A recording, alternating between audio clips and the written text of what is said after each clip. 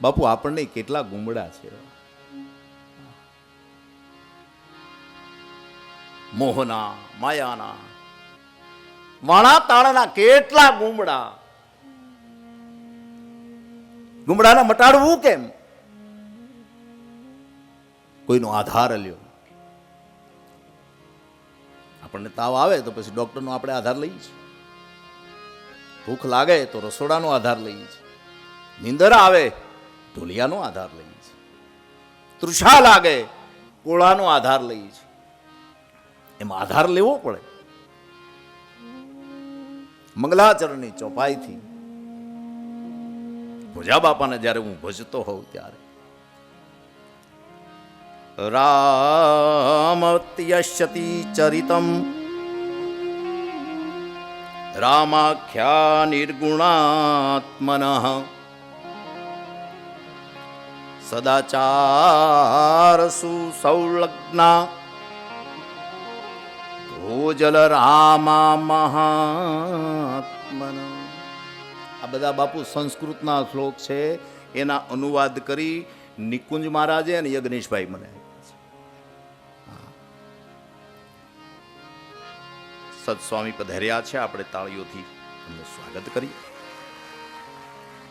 સંતો મહાપુરુષો, હવે મને એવું લાગે છે કે મારું તુંબડું બધું પાકતું આવે છે. બાપુ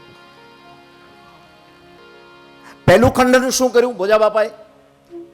અંધશ્રદ્ધાને તોડી નાબૂદી કરી. માને શ્રીફળ વધેરતા જોઈ અને 4 વર્ષનું બાળક એમ કે છે કે આ શ્રીફળ બંધ ન કરાવું, હું ભોજો નહીં.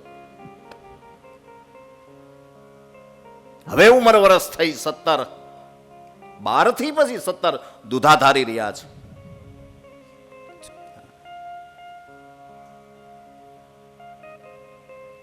પણ એ વખતનું એ સરકાર અને અનુકૂળ ન આવ્યું. ચક્કરગઢ બાજુ પ્રયાણ કર્યું, અમરેલી પરગણા.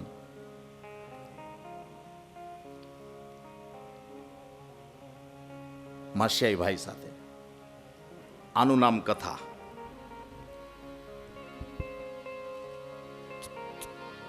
ગાયો ચારવા જાય અને કોઈ કીધું કે બાપા ત્યાં ન જશો. છોકરાઓ કેમ? ભૂત થાય છે. એવું છે? ભોજલ કે ભૂત થતું હોય ત્યાં પેલું જવું છે. ભૂતાવળી થતી હશે એ સમયમાં. ટીમાને સર કર્યો, ભૂત પિશાચ નિકટ નહીં આવે, મહાવીર જબ નામ સુનાવે. ભૂતાવળ માથે ધ્યાન કેન્દ્રિત કરી હનુમાનજી મહારાજની સ્થાપના કરી અને ફતેહ મળી. નામ ફતેહપુર રહ્યું.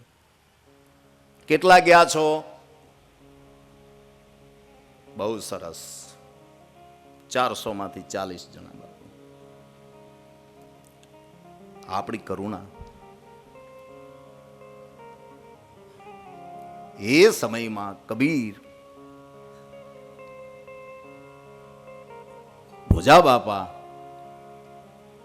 અંધશ્રદ્ધાનું એટલું નિવારણ કર્યું છે. ધીરે ધીરે ધીરે ધીરે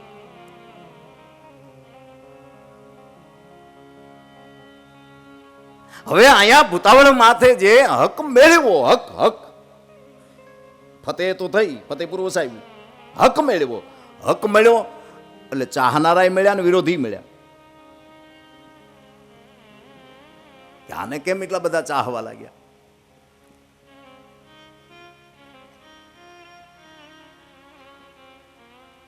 જો ભાઈ કાન ભંભેરણી ત્યારે હતી. સુબાને કીધું કે આવું કોઈ છે, તમે જો આખું ગામ ન્યારે છે ને, કોઈ વાવવા જાતું નથી. એવું છે? એ વખતના ગાયકવાડી વિઠ્ઠલરાવ સુવા જેલમાં પૂર્યા.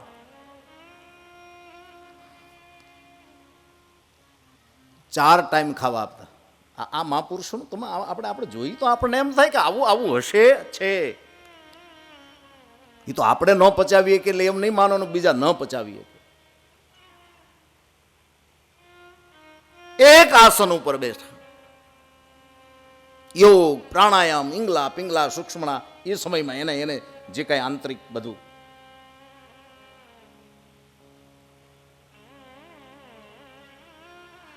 205 જેટલા ચાબખા જેલમાં લખ્યા છે.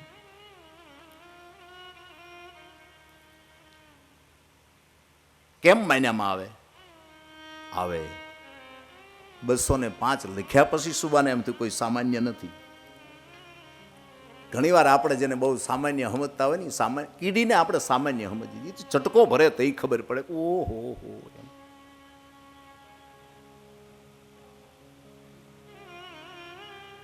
સુબો આજીજી કરે છે, મને તમારું શરણ આપો. બાપા કે હું શું શરણ આપું તને? ગમે એમ તો એ સરકાર છે ને. અતિ રાજીપો વ્યક્ત કર્યો, કીધું બાપા હું તમને 3 ગામ આપું.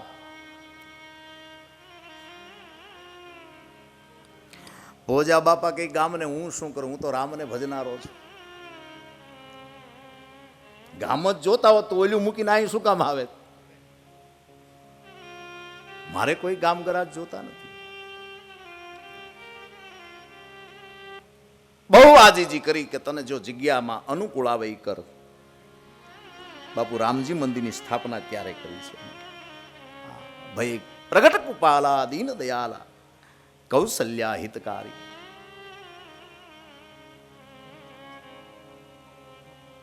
દંભ અને પાખંડ ઉપર એટલા ચોટ માર્યા છે ભોજા બાપાએ. એ સમય આપણા મહાપુરુષો તો એમ કહે છે કે બુરા મત સોચો, બુરા મત કરો, બુરા મત દેખો. તો કે આ આગળ હશે ત્યારે લખાણું હશે ને. આ એક સમજવા જેવું છે.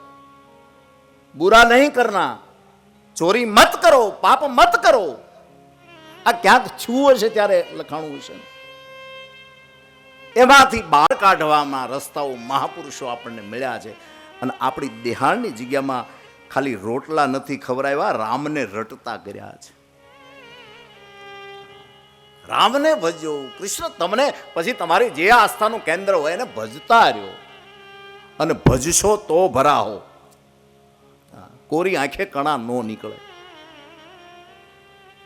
આંખમાં કણું પડ્યું હોય ને તો માં હાડલો લે અને એને જરીક આમાં જીભે અડાડી અને પછી આમ કણાને કાઢે છે. કોરી આંખે કણું નથી નીકળ્યો તો કોરી આંખે કરુણા સાગર કેમ મળે મને ને તમને?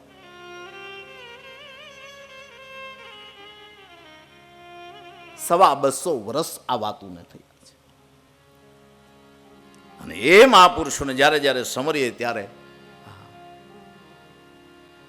એના એક એક ભજન. અને ગાંધી બાપુ જેની સવારની પૂંજામાં ભોજા બાપાને યાદ કરી કાચબા કાચબીનું ભજન ગાય, કીડીબાઈની જાન, આ દેશનો મહાત્મા, આ દેશનો રાષ્ટ્ર, આ દેશનો પિતા પોતાની પ્રાર્થનામાં સંતને યાદ કરે. તઈ આપણને એમ થાય કે આપણે કેમ ભૂલીએ છીએ, આપણે કેમ ચૂકી જઈએ છીએ. આવા પવિત્ર જીવનમાં ફતેહપુરમાં ભગવાનની પ્રતિષ્ઠા થઈ. પણ એક સમયની ઘટના એવી બની છે, ફતેહપુરથી પદયાત્રિકો દ્વારકાની યાત્રાએ ગયા છે. ત્યાંના કોઈ મસ્ત રામજી પૂછ્યું કહાં સે આતે હો?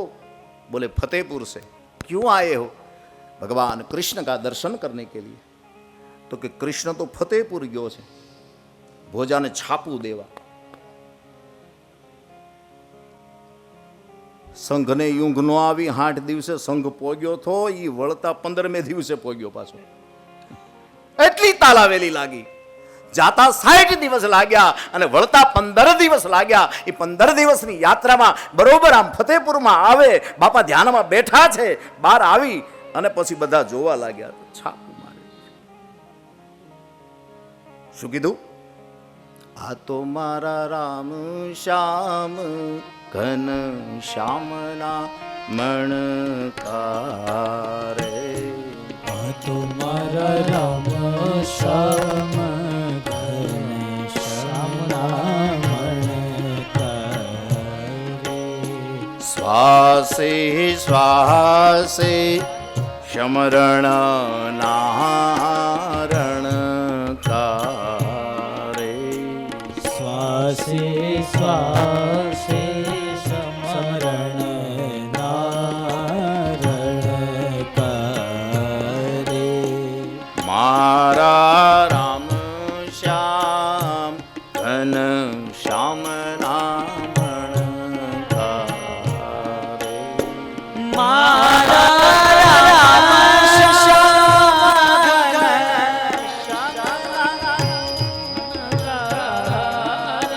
સુરભેર હો